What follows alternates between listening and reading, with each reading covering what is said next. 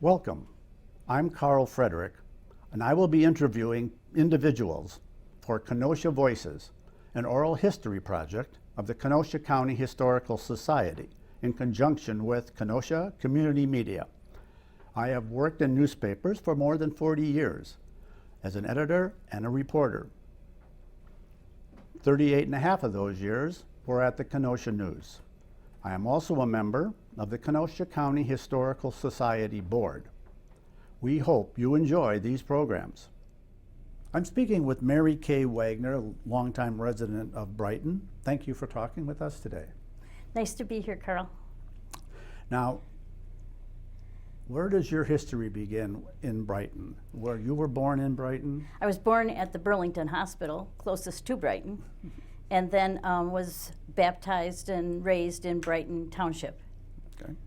And how long did you live in Brighton? Lived in Brighton until I was probably 25, maybe. Okay. And then I was in Bristol, long distance away. How far back does your family go in Brighton? My grandfather's people came, my grandfather Wagner's people came in about the 1850s from Germany. And so they've been in Brighton or Paris Township ever since. And what year was that? 1850, I don't know if it was 49 or 50 or 51 or 2, that period of time. And Grandpa Joe, my dad's father, started when he grew up. He was born here. But when he grew up, he farmed in Paris and then had the chance to buy a tavern in Brighton. And at about 30-something, he started the tavern. Okay. Did he always want to have a tavern? Or I don't know. I mean, he always, all my memory of Joe Wagner was that he had the tavern. And it was right down the road from my grade school. Okay. And basically, where was your home? My home was, some people would refer to it as Paddock Lake. However, it was in Brighton. It's on the north side of Highway K, or 60th Street as they call it now. Also, it was called the Plank Road when I was a kid, because it was early, before my time. It was a road that was planked, and that's how it stayed, mud-free. And it was called the Plank Road. And then it became Highway K, and then 60th Street. Okay. How was Brighton as a place to grow up? Fantastic. Brighton was so small. I think there were fewer than 300 families. And most everybody in town, not everybody, but almost everybody in town was a St. Francis Xavier Catholic Church member. And they all went to the grade school. And I remember that there was a Brighton grade school, the public school, but it was so small. I mean, there were hardly any, I don't know that, I mean, it got much bigger later on when my nieces went there, but it was a very, very small school.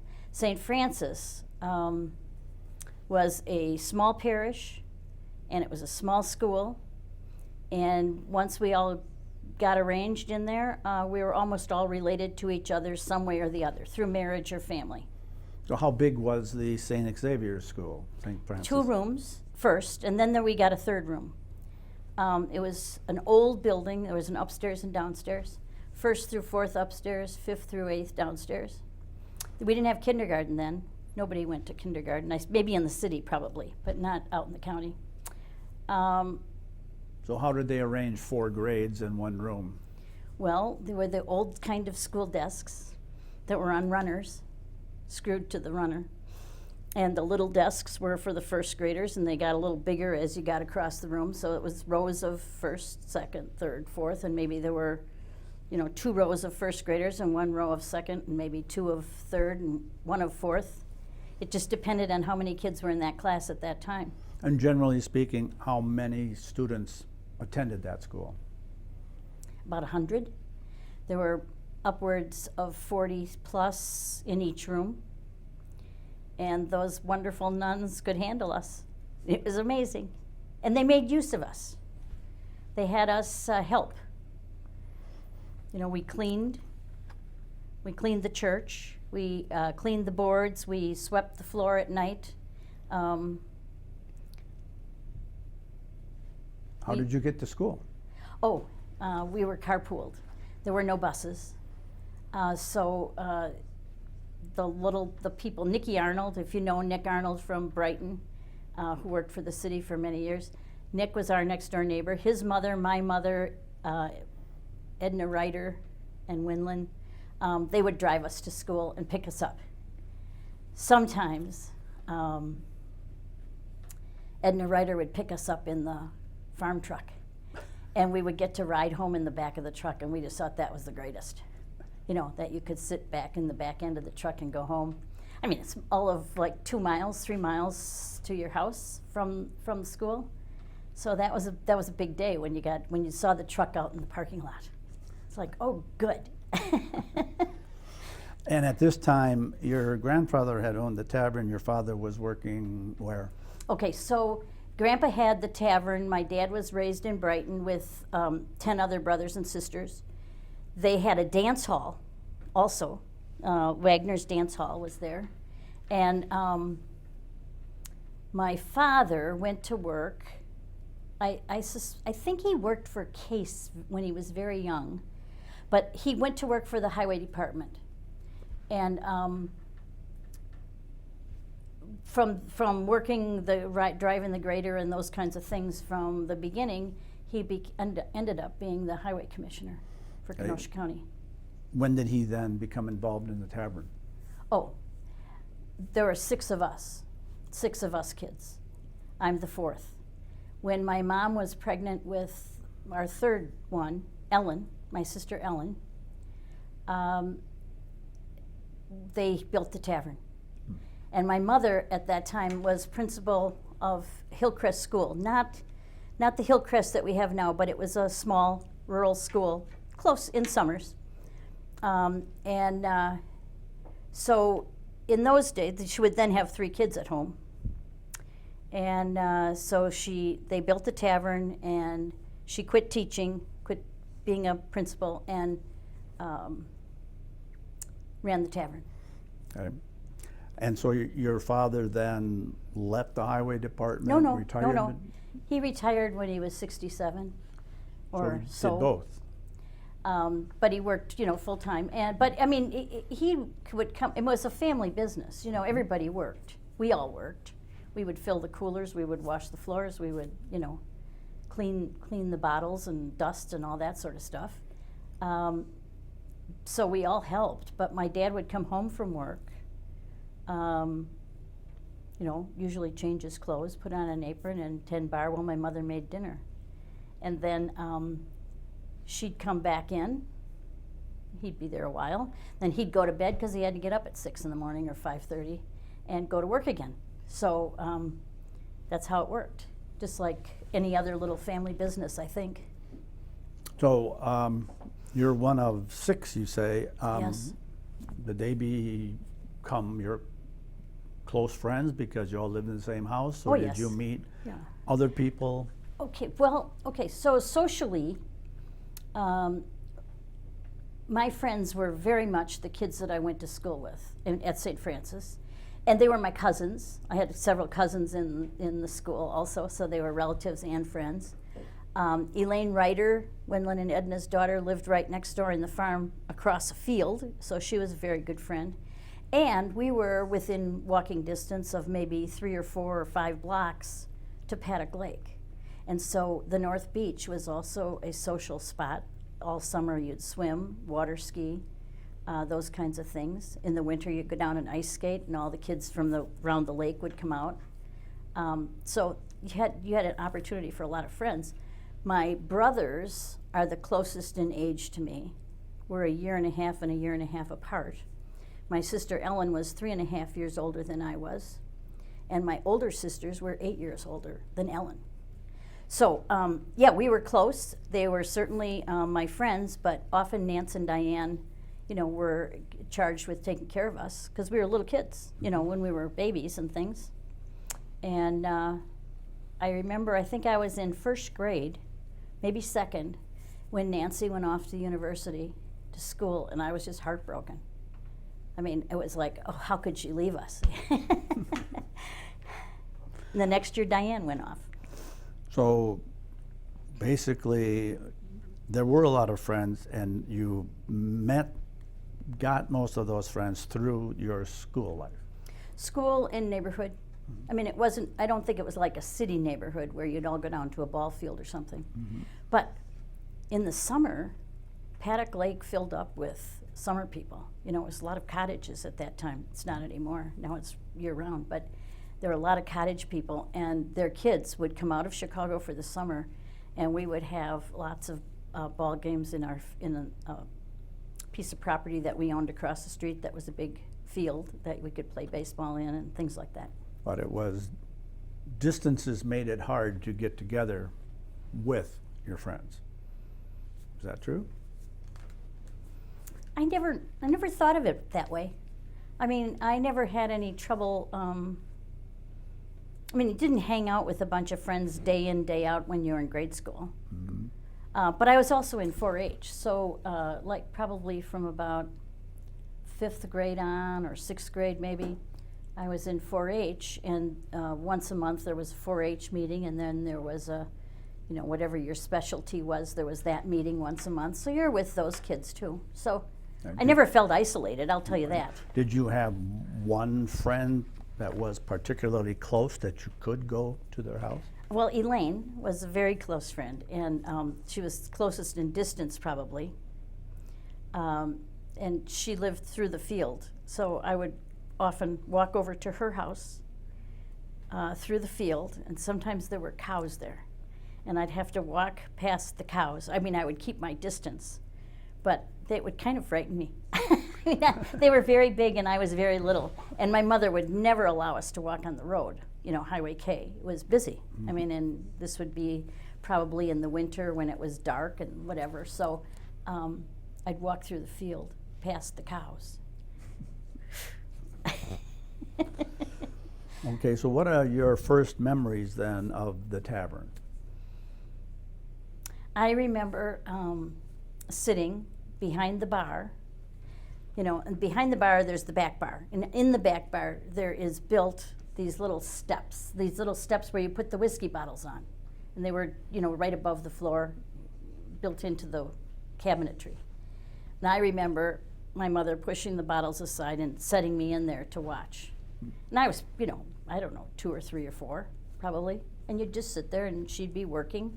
And we're talking about daytime. We're not talking about midnight. We're talking about during the day when she might be serving somebody food. We were open at noon in those days, and my mother made lunches. So I remember that. And I remember, you know, I remember the neighbors coming in. I remember the people. You got to have a lot of time talking to people. Taverns were a social center in those days. They were places where people came, you know, just to talk to each other. It wasn't like a clubby, heavy drinking kind of place. It was the neighbors. We subscribed to the newspapers. People would come down and sit at the table and read the newspapers, have a beer. Beer was 10 cents a glass when I was a little kid. So you then, after St. Francis, you went to high school? At Central. At Central High School. Central, now called by people who don't really know its real name, Westosha Central, but actually its name is Central High School, Salem, Wisconsin, and I think Westosha developed because of the sports programs. Anyway, yes, I did. And at that time there were probably, let me think, less than 200 a class, so not 800. I would say there were probably about 580 kids in the school, maybe, when I was there. It grew each year because people were moving out, you know, into the county. But we didn't have very many kids. You knew everybody in the school. You knew their older brothers and sisters and all that sort of stuff, and you knew their younger brothers and sisters. And you knew all the kids in your class. And did you get to know their parents as well? Well, Or is that more at grade school level? From grade school, well, because there were these interconnection of all these families, yes. You got to know their parents. I mean, you knew all the Weiss family, and you knew all the Eppers families, and you knew all the Eppings, and you knew the Writers, the Danielses, huge family, Danielses. Daniels, Weiss, Writers, Mishes, they're all related. And sometimes there was a Wagner that would get thrown in there because of marriage. So yeah, you got to know them. And you went to weddings and funerals and those sorts of things where you became familiar with these people. Okay, and then how was your 4 years at Central? What did you think Wonderful. about your high school years? Wonderful. I couldn't have asked for more. Now, in those days, I mean, I don't think kids today understand, before Title IX, girls didn't have sports. We had cheerleading, and we had GAA, Girls Athletic Association. And you could try out for cheerleading, and I did, and I was a cheerleader for 4 years. There were different clubs, you know, the library club and the this club and the that club, and you know, you joined those and you got to know other people, and that was fun. But for sports, you had, mostly I remember basketball. I suppose we did volleyball too, but I remember basketball. And with basketball, we would play at night. I don't know if it would start at 7 or 6:30 or whatever, but it was whenever the boys didn't need the gym. It wasn't like, okay, the girls get the gym at right after school on Monday and Friday, and the boys get it on Tuesday, Wednesday, Thursday, or whatever. I mean, there was one gym, and the boys had competitive sports. And so they trained in the gymnasium, and the girls went afterwards and played intramural sports with seniors, juniors, sophomores, and freshmen girls playing the teams. And it was fun. It was fun. But it isn't like today where these kids are traveling all over the place and competing. I sometimes, I mean, I know some of them get great scholarships and things from that, and that's great. But it was nice not to have to always be running. And I don't think our parents were in a position to run all the time to take us places. You know what I mean? They had to take care of the other kids at home and all that sort of stuff. And with big families, you couldn't be running off to compete with this other stuff. And of course, the bus system, the public school bus system, was very limited in that time. Much more expansive today. So different opportunities for the kids today. Do you remember your first job outside of doing what you needed to do at the tavern? Oh, I remember working in a little restaurant on Highway 50 called Silvio's. And it was, you know, just a little diner kind of place. And I would wait on tables and work in the kitchen and things like that. It was a tiny little place, you know. And I would fill in. My sister had the job there, and then when she wanted to do something and wanted off, I would go fill in for her. And then ultimately, she went to school, and I kept the job with Silvio. Another job that I got when I was in high school was with the Silver Lake Grade School. I worked with Dorothy Rebasek, and she and I recatalogued or fixed the library, the grade school library there for Mrs. Frank. And she was a well-known teacher of the county, in the county. And her husband was a man that taught at Central High School, taught typing. Okay, and after high school, did you go to work? Did you go on to college? I graduated from high school and went to Madison to school, to the University of Wisconsin, and majored in elementary ed and speech. And loved, I mean, that was an exciting thing for kids at that time. I mean, kids today are also far more well-traveled than we were at that time. And I had been, you know, on vacations to Florida and different places and things like that. But for me to go away to college, to a dorm room, pack up my stuff, put it in a strange place in these dressers, and be at a campus that had, you know, thousands of people, I thought I was in heaven. It was just great. I loved it. I loved it. And I met, you know, nice roommates and people I didn't know before. That was really fun to get to know other people. And I loved the classes. I really loved it. It was great. And a beautiful campus, you know. Can't ask for more. It was a time of excitement, too, because it was Vietnam War.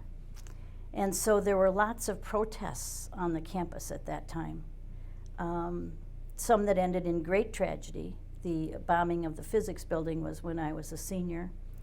And that quieted things down considerably. Things got very quiet after that.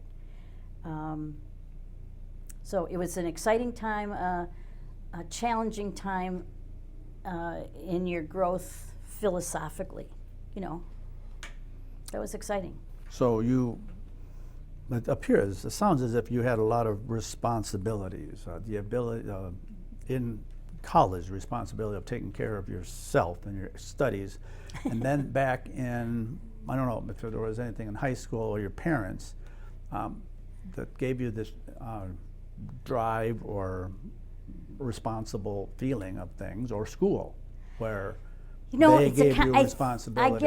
I've thought about that. What gives a person drive?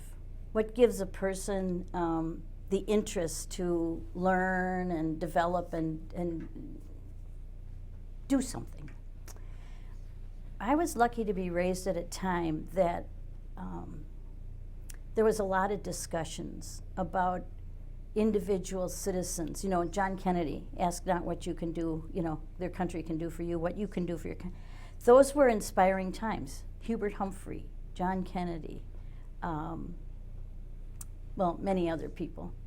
And so those were inspiring. I also was inspired by, you know, I think my Catholic education, my, you know, tiny 2-room school. The kids in that school, when they went to Central, did very well on the honor roll. I mean, almost all showed up on the honor roll. They were good students. They had been taught the basics well. That helps a lot. My parents, they never doubted that I would go to school, that their kids would go to school.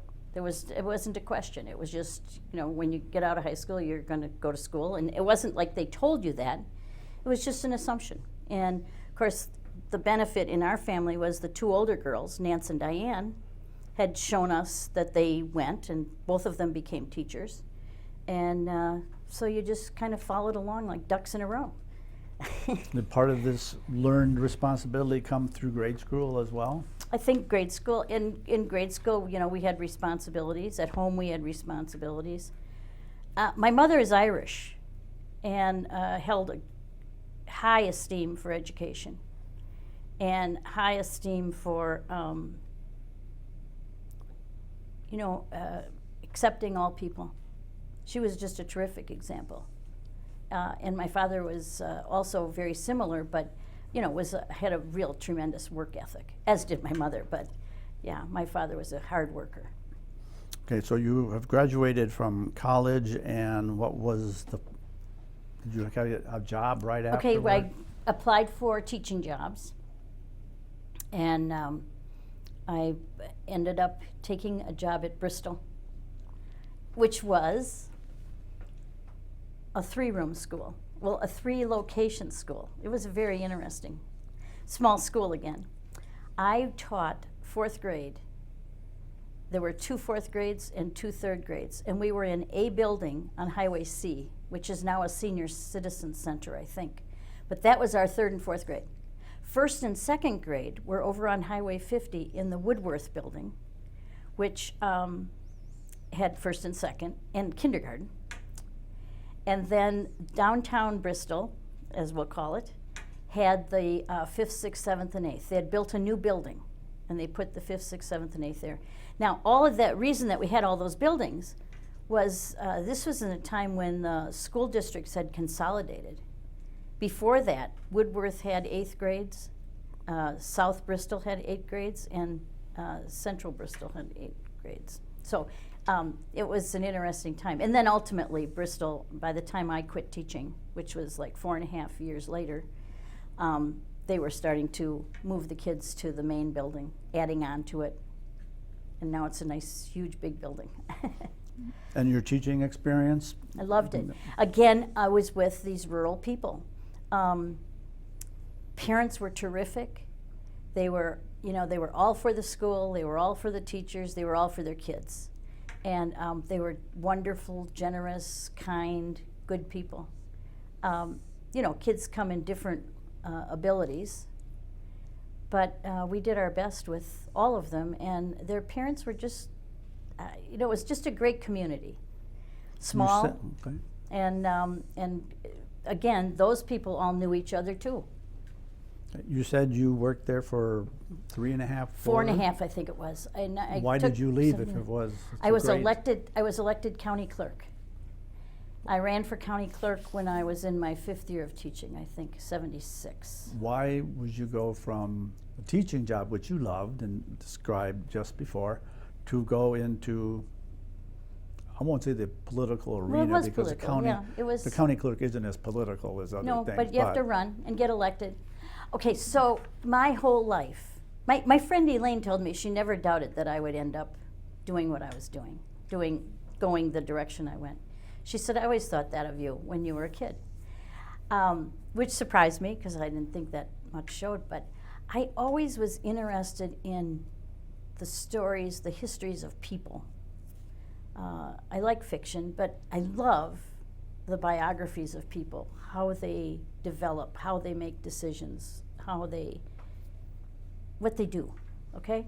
So I always had that interest. And so I was teaching school, I was living at home, at the tavern in our house part, and my dad, the county clerk had died, Mr. Waverill, wonderful man. He had a stroke or something like that and died. And so there was going to be a vacancy. So he came home and he said to me, are you going to run for county clerk? And I said, well, I don't know. And I said, of course, we followed the community's activities because we read the newspaper every day. I mean, we had got a couple of newspapers at the house, and Tribune and Kenosha Evening News. And so we always read the paper, so I knew what we were talking about. And I said, I don't know. I said, should I? He said, well, why not? So I looked at my mother, and my mother said, well, why not? So I ran for county clerk. We figured it out. None of us in our family had been elected to office before. So we just kind of figured it out. And of course, there's a lot of rules. Filing the papers, raising the money. And in those days, you funded your own campaign. You didn't have to touch your other people's money. You just paid for your campaign. You bought some ads, you bought some signs. And maybe the first time I ran it was $3,000. So I had saved that from teaching. So it was easy. And then, so I was county clerk for 2 years. And then We're talking what year now? 1976 I got elected. Okay. So then Russ Olson was the legislator from the west end of the county. And he ran for lieutenant governor with Governor Dreyfus. Pre-Governor Dreyfus, but when he got elected. So then, of course, in conversation again with my father and mother, I said, well, might as well run for the legislature. So I did, and I won. I was lucky and I won. And I served 2 terms, so that was 78 to 82. While I was there, I went to law school. I applied for law school and went to law school. And figured that was the right move. Had an interest that arose when I was a kid about law school. When I was a little girl, probably 10, my parents owned a little house, well, big house, on the lake, on Paddock Lake, that they rented to people. So one year, we had a not very responsible renter, and they didn't pay rent for, in those days you couldn't kick anybody out over the winter, and they didn't pay their rent, and they didn't pay their heat bill, and anything like that. And finally in the spring they moved out, and they took all of the furniture that was ours, that was in it, and some other things that hung on the walls they took with them when they left. So my mother said, well, I have to get Mrs. Vaudrille to handle this for us. Now, Mrs. Vaudrille was a famous woman lawyer in Kenosha, in a time when there weren't that many women in law. So the day for the court hearing about the tenant came up, and my mother told me to go get fixed up, get a dress on and put some shoes on and so on. And in we went to the hearing, and I sat in a front row and watched Doris Vaudrille, beautiful lady, beautifully dressed, with a green sort of velvetish hat on, a small, whatever you call that kind. And she proceeded to handle this case. I have no idea how it came out, but I was enamored with her, I'll tell you. I was like, wow, that's some lady. So that many years passed later. When I got out of undergrad school, I got an application for law school. And I had it on my desk, and I left it there for a long time. And then when I was in the legislature, it was convenient. It was perfect. I was living there during the week. The schedule allowed me to go to early morning classes and evening classes, and it was perfect. And I could afford to go. Tuition in those days was unbelievable at the university. I think my first freshman year in undergrad, maybe it was $125 a semester. Isn't that amazing? It is amazing. It's changed. Yes, yes. So then you were in the legislature until I was reapportioned out of my district. Right. My reapportionment always occurs, and I was the scapegoat in that case. And it was okay. I felt okay about it because I thought, I loved the legislature. It was very interesting. But I certainly didn't want to stay there the rest of my life, And I was finished with law school, and I was coming, I was going to be back and practice law. So I fortunately was taken into the law firm of Schrader and Ventura, Bruce Schrader and Mario Ventura. And that's where I went to practice law. And this would have been in 1981, maybe. Okay. Did you have any other jobs in the state or anything while you were also working? Wait a minute. Yes. Okay, so I'm practicing law, and then I got the opportunity to be a tax commissioner. And so it was a part-time job, so I could practice law and do the tax commission, and I did that. What does a tax commissioner do? Tax commissioners, when people object to their tax treatment by the Department of Revenue, Wisconsin Department of Revenue, they can file an action with the tax commission. If they don't like what happens with the tax commission, then they can go to court with it, but it's an administrative process where the tax commissioner sits and makes a determination about did the department apply the right law to these facts, or are there superseding facts that make it different? Things like sales tax. In those days, people along the Mississippi River, they would go across to Minnesota and buy a big, huge boat. They were Wisconsin residents, but you have to pay a use tax, and there were those kinds of cases where people would try to get out of paying use taxes. R&D, certain things in research and development were exempt, and so corporations would argue that this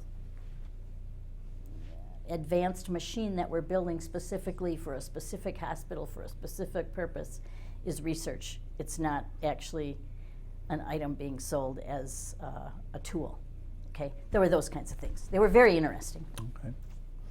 And how long did you do that?